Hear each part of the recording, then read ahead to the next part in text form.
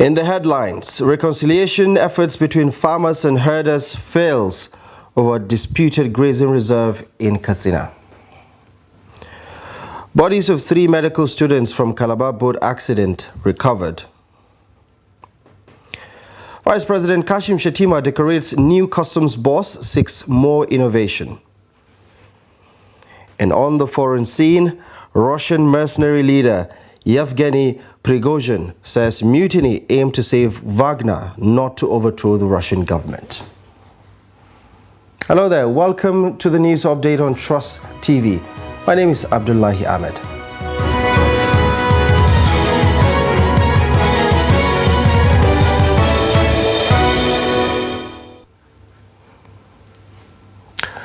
Now, attempts by authorities of Keita local government area of Katsina State to reconcile farmers and herders over a disputed grazing reserve has failed.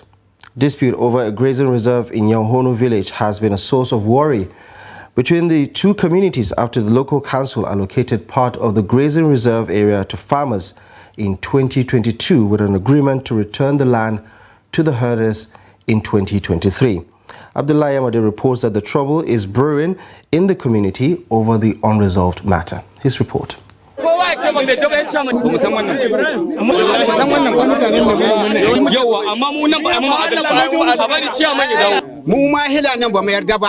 Keita local authorities swiftly summoned the two parties for reconciliation after Trust Television News reported a possible breakdown of law and order over the disputed grazing reserve. However, when the reconciliation talks failed, herders and farmers begin to accuse the local government council of conspiring to cause unnecessary tension. There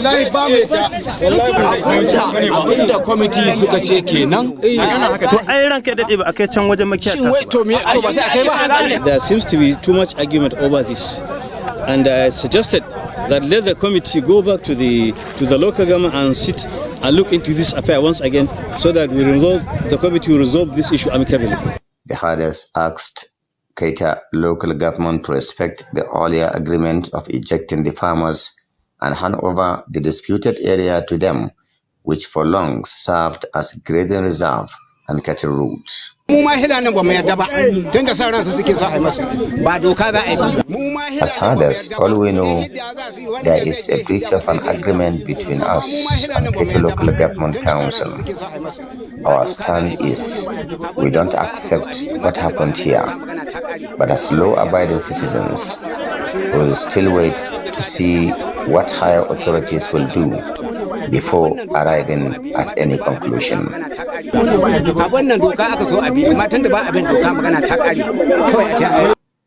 The farmers, however, claimed that they have legally acquired the land after payment of 4,000 naira each into the coffers of the local government council. Look, we will not accept any of this, and we will continue with our farming activities here. We want to see who will stop us from cultivating this land they call grazing reserve. Yes, we will see.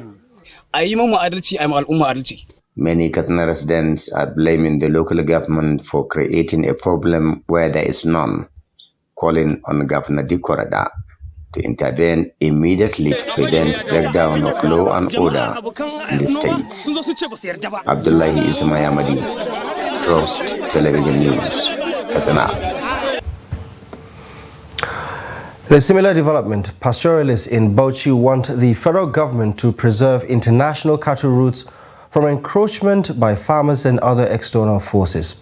A pastoralist leader, Abubakar, made the call while interacting with journalists on their way to Jukuskum in Yobe State from the southern part of the country with their cattle. Trust TV's Adamu Imam files in this report as presented from our studio.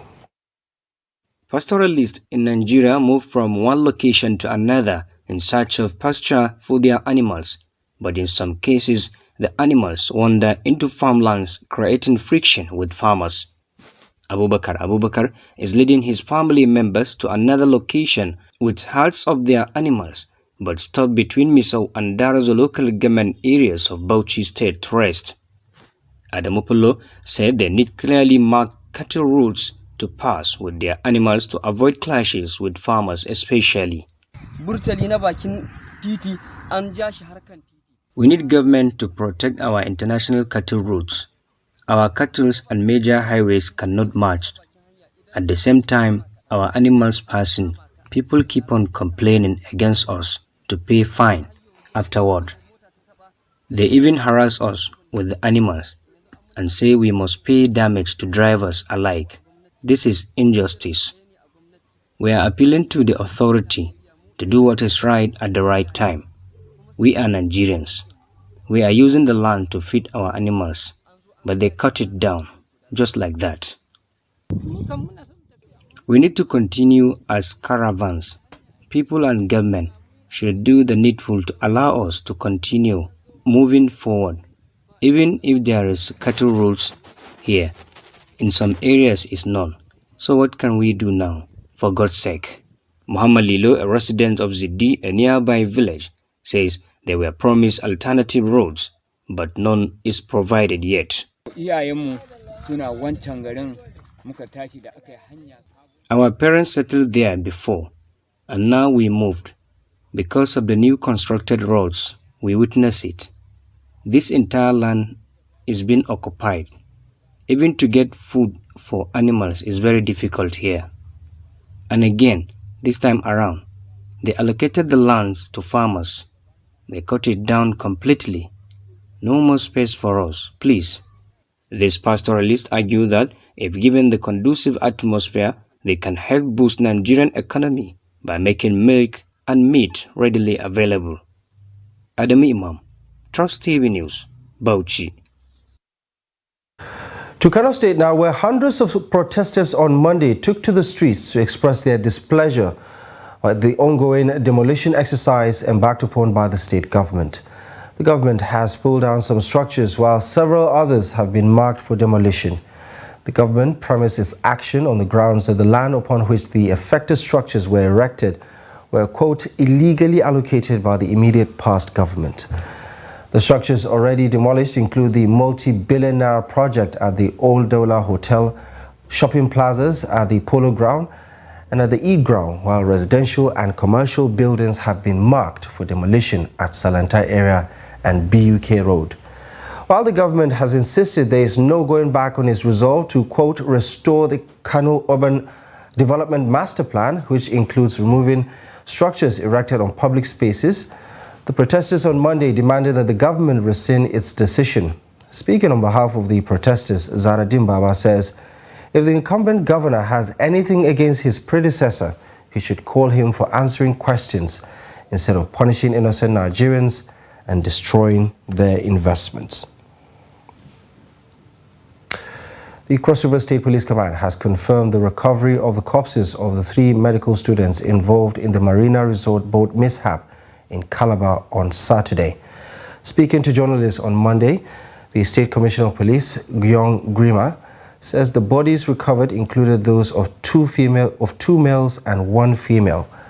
Recall that 3 students were missing while 11 others under the aegis of the Nigerian Medical Students Association, NIMSA, were rescued on Saturday after a speedboat capsized at the Calabar Resort. It was gathered that the passengers were on a boat cruise when the mishap occurred at around 3 p.m.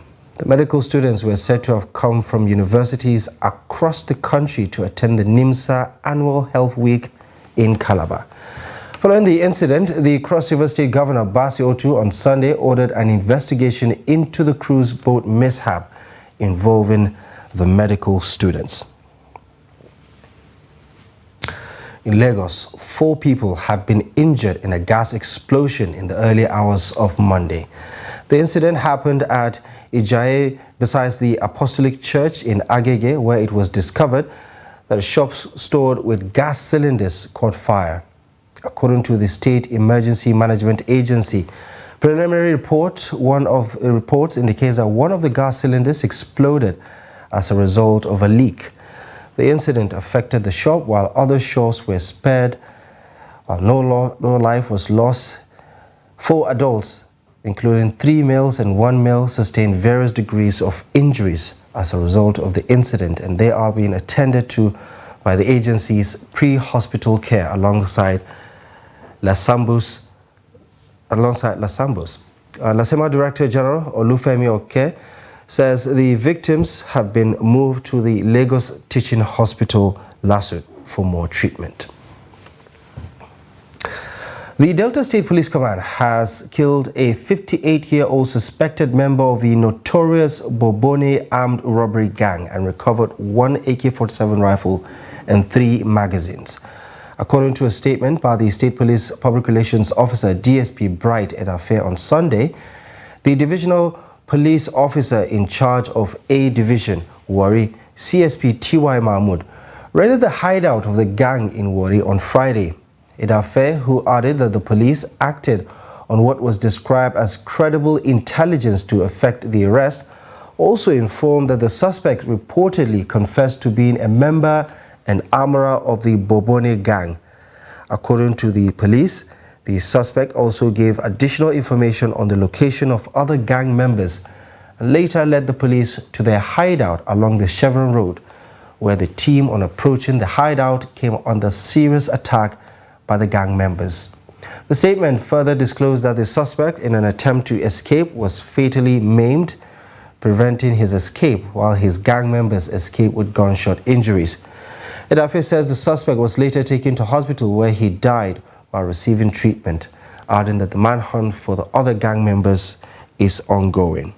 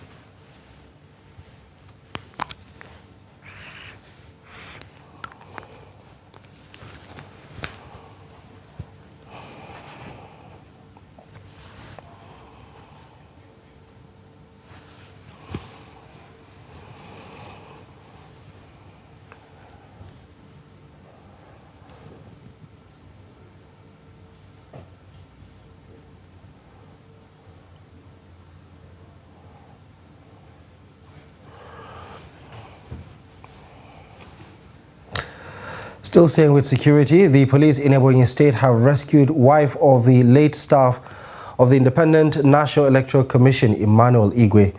The late Emmanuel, until his death, was an assistant electoral officer of the Independent National Electoral Commission, working in Afikpo, North local government area of the state.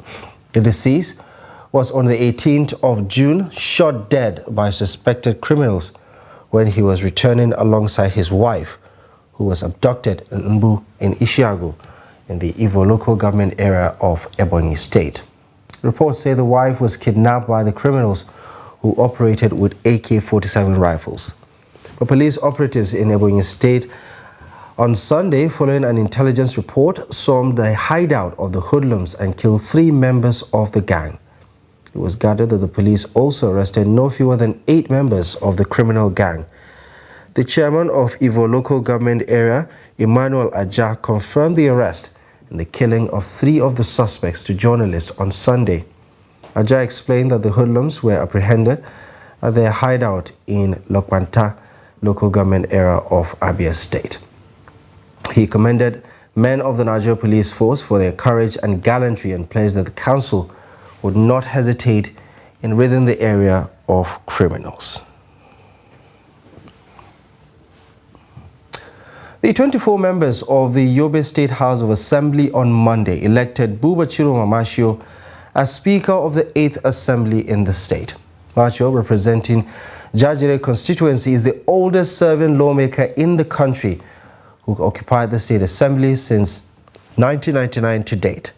Machio has been in the State Assembly since 1999 when he was elected as member representing Jajere constituency, Fune local government area of Yobe State, under the defunct All People's Party, the APP. The clerk of the House, Muhammad Alkali Yusuf, said the House received proclamation letter from the Governor, Mai Mala Buni, of the state to hold its first session on Monday, 26th of June, based on power conferred on him by Section 105, subsection 3 of the 1999 Constitution. The nomination of Machio as Speaker was moved by Adamu Dala Dogo, a member representing Karaswa constituency, and was seconded by Bukar Mustafa Timba, representing Gaidam Central constituency. You're watching the news update on Trust TV. Coming up ahead, we take a look at a ram worth 400,000 naira. Details and more coming up ahead. Stay with us.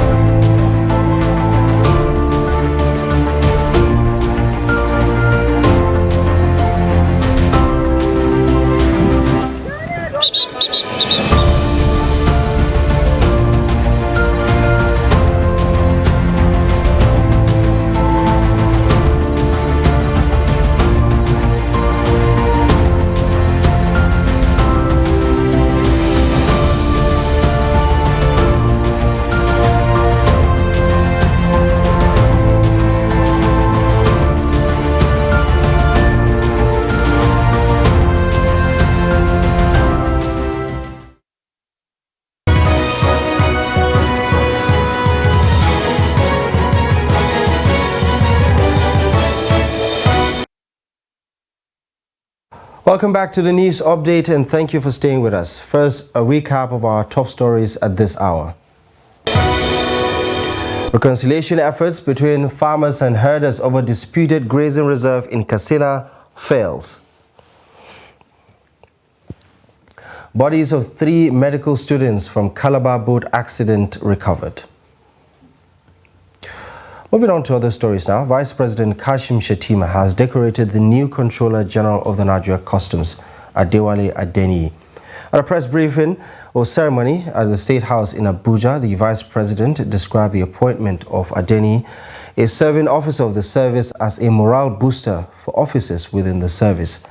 The ceremony was witnessed by the Chief of Staff to the President, Mr. Femi Gbajabiamila. Kehinde Amodu reports. In the last 8 years, the Nigeria Customs Service has been led by a Controller General that did not come from the ranks of the service. It is instructive that the Vice President describes the appointment of Adeniyi by President Tinubu as a return of professionalism to the Nigeria Customs Service. The appointment, he believes, opens the way for customs officers to aspire to attain the pinnacle of their professions. The new Controller General is not only grateful to President Tinubu for appointing a serving officer as the head of the agency, but is assuring him and all Nigerians of a more effective and innovation-driven customs service. The last 8 years, customs has gone through a period of transition. Some progress has been made. We made remarkable progress in e-customs. We made a lot of breakthrough in capacity building, but then customs can still live to its full potentials, when we bring in some kind of innovations to drive customs operations. And since professionalism is the new emphasis, the customs boss is promising that the service will rise up to meet the challenge, carrying along identified key stakeholders in the onerous task ahead. There are a number of partners, stakeholders that we're going to be working with. It's a very onerous task for the customs, but we believe that we will be working alongside other stakeholders, other partners that we have identified who yearn to work with us, who felt that they've not been given enough say in customs matters, customs operations. So we intend to come up with a number of innovations that would help to carry along those stakeholders, those partners. We're going to leverage technology. We're going to try and use those innovative technologies to break new grounds in customs operations. Adeniyi served as customs spokesman for almost 2 decades until January 2017, when he was redeployed to the Apapa Area Command as a deputy controller. His decoration comes 1 week after he was named the acting customs chief by President Bola Tinubu. From State House, Abuja, Kehinde Amudu, Trust TV News. To Gombe State now, where ram sellers say they are experiencing low turnout of customers at the main cattle market located in Teshanduku just days before the Salah celebration. This comes as residents at the cattle market complain of a hike in the price of rams. Here's Ibrahim Ismail with the rest of the story. Prices of rams at the Gombe cattle market ranges from 40,000 to 400,000 naira, depending on the size of the animal. Like in most part of the country, customers here who want to sacrifice ram to observe the Eid al-Adha ritual say the animals are very expensive this year. Last week, I bought a ram worth 50,000 naira. Its equivalent size is now 65,000 naira. There is increase in the prices. I came to buy rams, but the prices are exorbitant. Just like last year, I have checked, the rams are expensive. This is one of the biggest ram in the whole of this market. The owner fixed the price at 400,000 naira, but low turnout of customers forced him to keep the animal longer than expected. The rams are available. Breeders have done their job, but no buyers. We have different sizes for the wealthy individuals and for the middle earners, but people are not coming to buy because there is no money.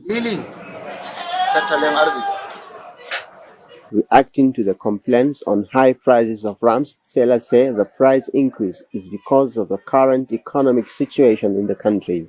If you observe the current high cost of living in the country, so many people will say that the rams are expensive. Prices of foods in the market have also skyrocketed. That's why the rams are expensive. Rams are not expensive here, but because of the current economic realities, we have reduced the price. Muslims who have the means are encouraged to slaughter a ram in Eid al-Adha to commemorate Prophet Ibrahim's devotion to Allah subhanahu wa ta'ala and his readiness to sacrifice his son Ismail. Ibrahim Ismail, Trust TV News, Gombe. The former chief Economic advisor to former President Olusegun Obasanjo, Professor Ode Ojowu, says government's plan to increase electricity tariff will have a wider economic implication on small businesses and low-income earners. Professor Ojowu made the observation while speaking to Trust TV on Monday in Abuja. He said it is imperative for government to provide safety nets for citizens to reduce their sufferings at a time when fuel subsidy removal is biting hard. There is a removal of the fuel subsidy. There is an anticipated increase in the multi-year tariff system. And in fact, there is also, I understand that there is going to be a VAT on diesel. So the immediate impact is to hike the inflation rate and reduce the purchasing power of individuals. But in the medium to long term, if this increase ensures stable supply of electricity, it may counter the short-term impact of price increases. But the experience from the past, so far my personal and so many other people's experience, that the electricity sector has been very epileptic, and I do hope that the price increase is not a reflection of the inefficiency of the system. Government needs to do is to try and put money in the pockets of particularly the vulnerable, because there is going to be differential impact of these measures on people depending on their income levels. The vulnerable group are the very low income group, you have the middle income group, and then you have those who have the capacity to adjust. In other words, if you were using 10 cars before, you may now decide to use half of those. But there are people who don't have any room for adjustment. If you are traveling by public transport, there's no adjustment except to reduce how many times you travel. Right, on the foreign scene, Wagner chief Yevgeny Prigozhin has spoken for the first time since calling off his forces and their rebellion at the weekend, stating that the march on Moscow was aimed at saving his embattled mercenary outfit and not at ousting the Russian authorities. Speaking in an 11-minute audio message released on Telegram, he says the march had exposed serious security problems in Russia, adding that he called off the mutiny to avoid spilling Russian blood. Yevgeny Prigozhin broke his silence on Monday, 2 days after halting Wagner's march on Moscow.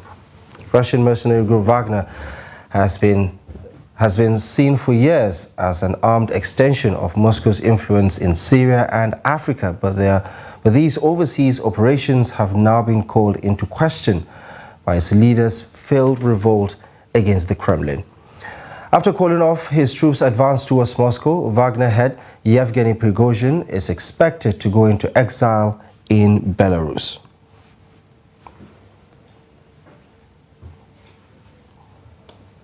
Well, that's it. You're up to date with the latest news stories at this hour. Feel free to follow us across our social media platform and do catch up on our YouTube live stream.